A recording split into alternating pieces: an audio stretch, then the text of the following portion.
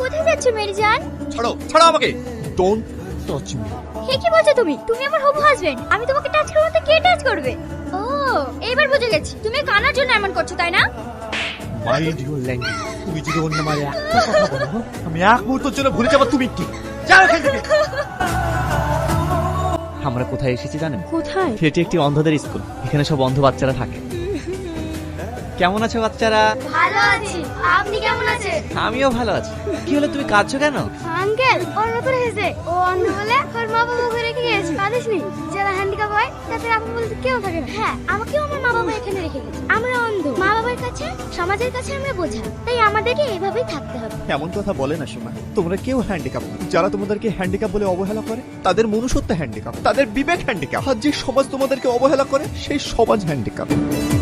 এই নাও বাচ্চারা, আমি তোমাদের জন্য চকলেট এনেছি। তুই আমার কাছ থেকে টনিকে কেড়ে নিবি? খাড়াচ্ছি।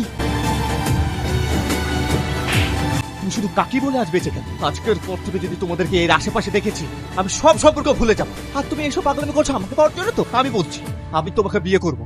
যাও এখান থেকে। কি বলছেন আপনি? আপনি আমাকে কথা দিন, আপনি বিয়ে করবেন। আমি এ বিয়ে করবো। আমার কসম, আপনাকে এই বিয়ে করতেই হবে। যদি না করেন আমার বড় মুখ দেখব। পাগলামি করিস না মা, পাগলামি করিস না। ছেড়ে দাও আমাকে, ছেড়ে দাও। আমি এই বাড়িতে থাকবো না। কি হয়েছে? ও কাঁদছে কেন? মনি ওকে অপমান করেছে, ওকে বিয়ে করবো না বলেছে, তাই ও বাড়ি ছেড়ে চলে যাচ্ছে। কি? ও বিয়ে করবে না? ও 14 গোষ্ঠী বিয়ে করবে। ওই ঘরের মেয়েটার জন্য শুধু আমাকে অপমান করে। ঠিক আছে, তুমি ঘরে যাও, আমি দেখছি। আমি টনির কাকা। দেখো, তুমি যেদিন থেকে আমাদের বাড়িতে এসেছো তারপর থেকে আমাদের সংসারের শান্তিটাকে কেড়ে নিয়েছো। কালকে টনির বিয়ে, আমরা বিয়ের দিনে কোনো অশান্তি চাই, তাই তুমি বিয়ের আগেই তুমি এই বাড়ি ছেড়ে চলে যাও। ঠিক আছে, আপনারা চিন্তা করেন, আমি চলে যাব। জসিম মন্ডলের মেয়ে রিমা খাতুন 1,01,000 টাকা দেনমোহরের পরিবর্তে তোমাকে স্বামী রূপে গ্রহণ করেছে। তুমি কি তাকে স্ত্রী রূপে গ্রহণ করছো? বলো কবুল। কবুল। আর একবার বলো কবুল। আর একবার। ভাইয়া সালমাকে কোথাও খুঁজে পাওয়া যাচ্ছে না, অপু কোথাও চলে গেছে। কি? কোথায় যাচ্ছিস? সালমাকে খুঁজতে। এই বিয়ে না হওয়া পর্যন্ত তুই কোথাও যাবি না। আজ আমাকে কেউ আটকাতে পারবে না। তুই যদি এই বিয়ে না করিস তোকে আমি তেজ্য পুত্র করব। তোমাদের যা ইচ্ছা করো।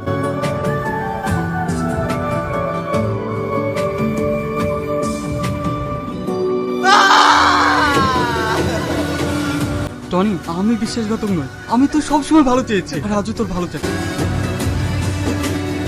সালমা তুমি কেন চলে এসছো? আমি তোমাকে কত খুঁজেছি জানো? তুমি কেন চলে এসছো? আপনি এখানে? আজকে তো আপনার বিয়ে ছিল। আমি ক্যান্সেল করে দিয়েছি। সালমা, আমি শুধু তোমার হয়ে থাকতে চাই। আমি শুধু তোমার হয়ে থাকতে চাই। আমি আপনার চোখে দেখতে চাই।